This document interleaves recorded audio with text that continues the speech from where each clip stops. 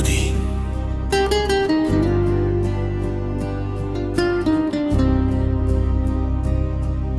Le ciel s'est habillé de ce gris solennel pour l'ultime rendez-vous, le dernier essentiel. Tous les souvenirs sont là droit en rang serré, même ceux que l'oubli avait cru s'accaparer. Ils remontent du cœur comme une eau souterraine, mélange de sourire et de douceur ancienne. Puis vient l'instant de pierre, l'heure du grand vertige, où le temps sous nos pieds brusquement se fige. La réalité tombe implacable et brutale. C'est le coup de masse, l'absence intégrale. Devant la terre ouverte où la flamme qui danse, on réalise enfin le poids de ce silence. Dans l'allée, les douleurs ne se ressemblent pas. Les statues de sel au regard fixe et bas, des cris déchirants qui bousculent les murs, des pleurs anonymes au fond dans le murmure. Ces ombres de passage que restés en retrait, qui portent leur chagrin comme un secret discret. À travers les écrans, la peine voyage aussi. Un deuil télédiffusé, un hommage rétréci.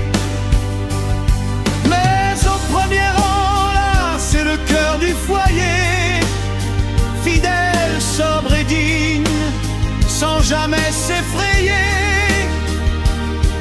de l'abîme qui s'ouvre, immense et solitaire. La famille fait face aux lois de cette terre.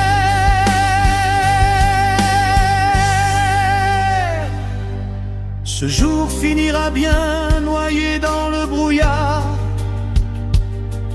laissant derrière lui le vide et le départ. Demain la vie reprend avec son pas pesant, autour de ce trou béant, de ce manque présent. Mais ce que l'on nomme adieu pour le monde qui passe n'est qu'un simple sommeil dans un autre espace.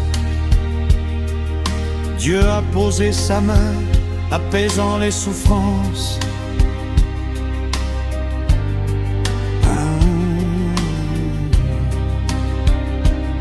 Qu'il soit père ou épouse, enfant, frère ou ami, il dort enfin en paix, loin du bruit et du vent. Ne craignez plus le noir de cette triste ronde, car ce jour de douleur n'est qu'un seuil vers la vie.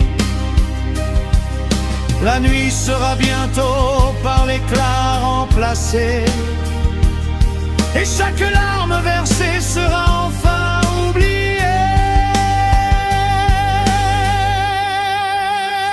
Nous restons là, tout près dans l'ombre et la lumière, pour porter avec vous cette ultime prière. Le jour lumineux vient, la promesse est féconde.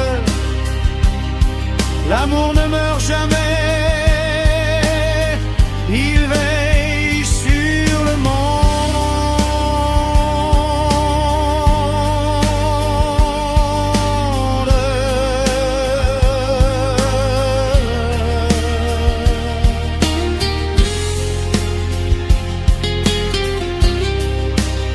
Nous sommes là, près de vous.